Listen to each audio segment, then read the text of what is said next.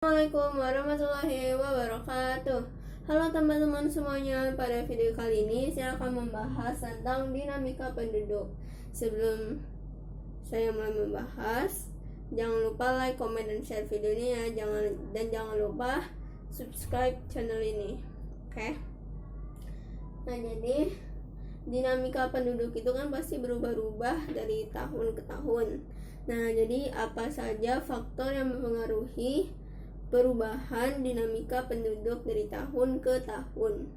Nah, faktornya ini ada dua, ada yang faktor alami dan faktor buatan. Yang akan kita bahas itu faktor alami dulu.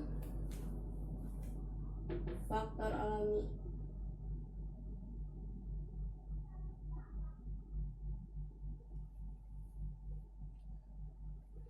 Nah, faktor alami ini dibagi lagi menjadi dua, ada natalitas dan juga ada mortalitas.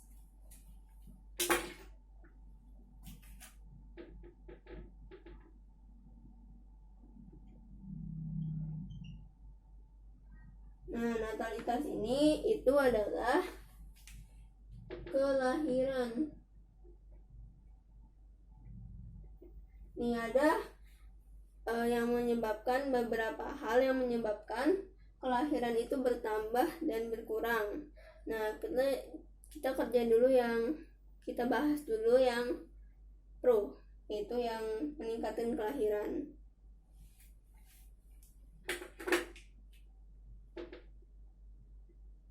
Tuh.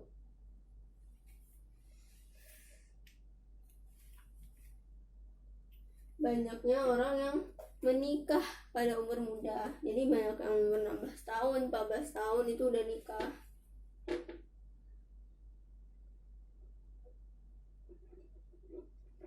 Nah, jadi panjang waktu dari 16 tahun sampai ketua itu kan panjang tuh. Nah, itu bisa membuat banyaknya kelahiran pada setiap keluarga.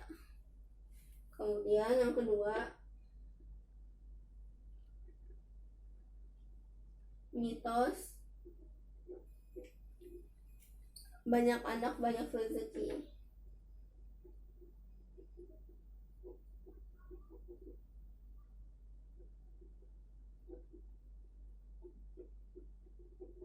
Nih, kalau mitos banyak anak banyak rezeki ini biasanya digunakan pada orang zaman dahulu. Kalau zaman sekarang sih kayaknya nggak terlalu berpengaruh ya.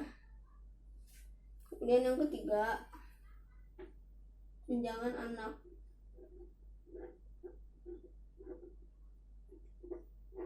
Nah, kalau tunjangan anak ini dia kalau sekarang itu hanya diberi untuk 2 anak. Jadi kalau anak ketiganya, kalau dia punya anak ketiga, itu anak yang ketiganya itu tidak diberi tunjangan. Kemudian yang kontra,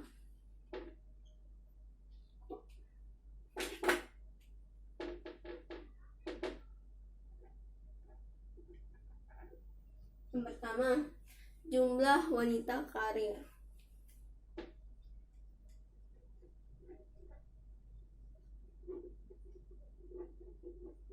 Nah, jadi zaman sekarang itu wanita karir itu udah bertambah banyak daripada zaman dahulu. Kan hanya laki-laki saja yang kerja, dan wanita dulu itu cuman ngurusin rumah doang. Tapi sekarang wanita itu udah banyak yang bekerja sendiri, jadi udah banyak wanita karir-karir. Nah, biasanya wanita karir ini memiliki anak yang sedikit, jadi dia dapat menurunkan kelahiran. Yang kedua,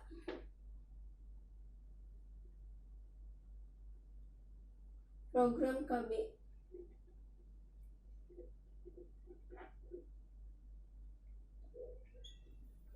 Nah, kan Indonesia ini kan menempati urutan yang pertama itu ada Cina, terus ada pokoknya Cina, Amerika, India, Indonesia. Pokoknya Indonesia itu antara keempat kalau nggak kelima. Nah, jadi pastinya pemerintah memiliki program-program untuk mengurangi penduduk di Indonesia, karena Indonesia ini kan wilayahnya kecil dan penduduknya banyak sekali, nggak kayak Cina kan. Cina kan itu kan tanahnya luas, ya pantas dong kalau orangnya banyak. Kalau Indonesia kan nggak pantas ya, karena wilayahnya kecil terus orangnya banyak. Jadi salah satunya itu adalah program KB.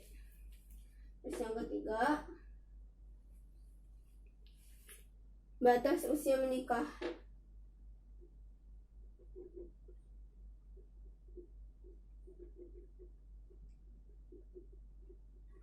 Oke, nah jadi nilai natalitas. Kemudian ada yang namanya mortalitas.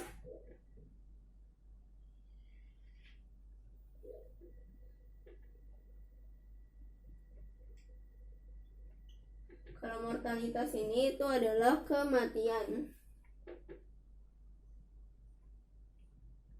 Nah, sama halnya seperti natalitas, mortalitas ini juga memiliki pro dan kontra. Pro-nya ada apa aja?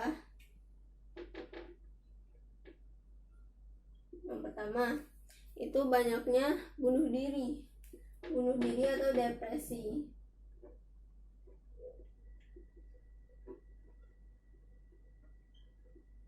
Terus yang kedua tuh juga banyak penyakit sekarang sudah banyak yang berkembang. Kemudian yang ketiga itu ada gizi. Jadi untuk daerah-daerah pedalaman itu kebanyakan gizi untuk anak-anak itu kurang, atau untuk orang dewasa itu kurang. Jadi mereka banyak mati kelaparan, mati busung lapar. Yang keempat, fasilitas kesehatan yang kurang.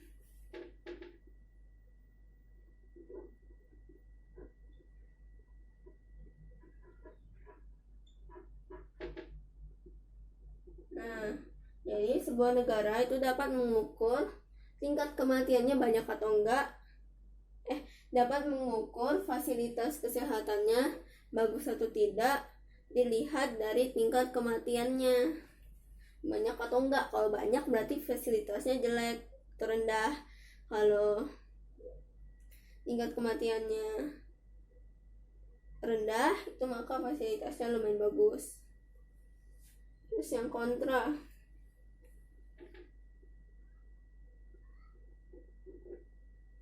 yang pertama, peningkatan fasilitas.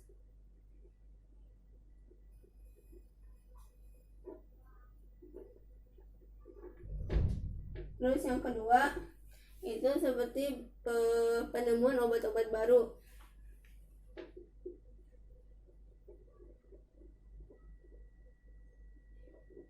Dan yang terakhir, yang ketiga, peningkatan gizi.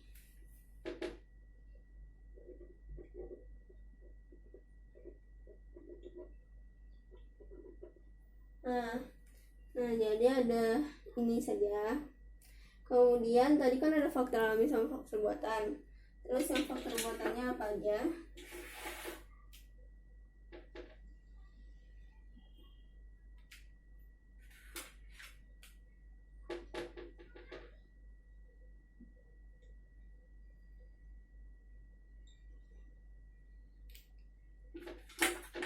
Yang pertama itu ada migrasi, yaitu perpindahan tempat disebut migrasi.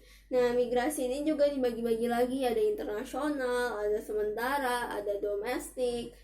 Dan yang pertama kita akan bahas internasional dulu.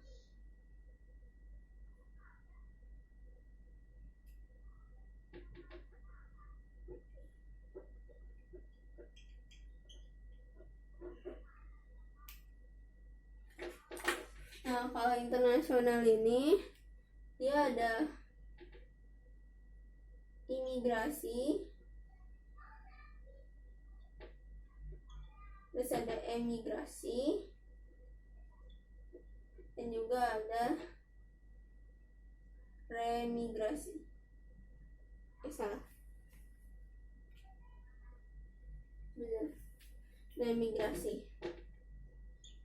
Nah, kalau imigrasi itu artinya bisa kita simpulkan seperti i kan i awalnya berarti in. ini tuh artinya masuk, dan berarti dari luar negeri masuk ke Indonesia. Kalau emigrasi itu berarti exit, berarti dari Indonesia keluar ke negara yang lain. Kalau remigrasi itu berarti return. Kemudian setelah internasional itu ada lagi yang namanya sementara. Kalau sementara itu ada yang lebih dari 24 jam.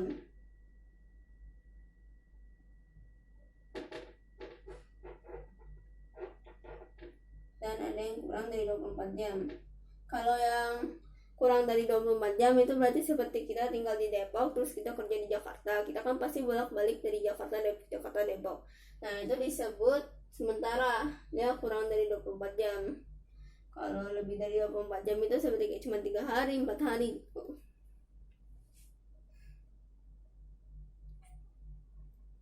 Kemudian yang domestik.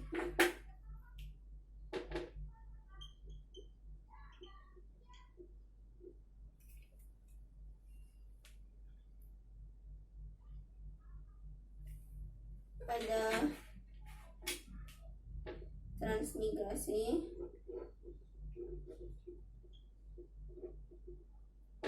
ada urbanisasi,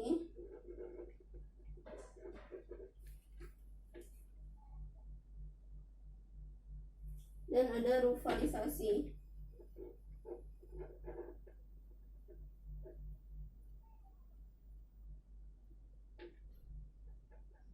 Nah, kalau transmigrasi itu dia perpindahan dari wilayah yang padat ke wilayah yang senggang.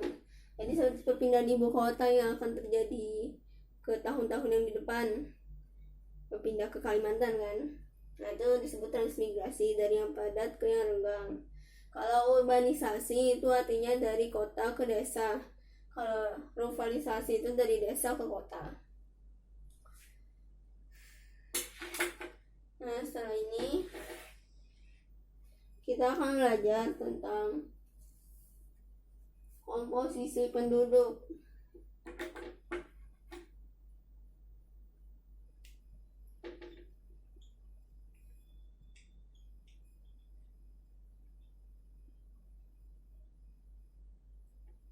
Nah, kalau komposisi penduduk ini kalian pasti pernah dengar dong, ada usia produktif, tidak produktif, dan belum produktif.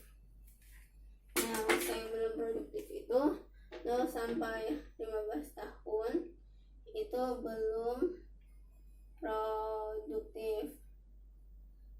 Kalau 16 sampai 64 tahun itu produktif. Kalau lebih dari 64 tahun itu tidak produktif.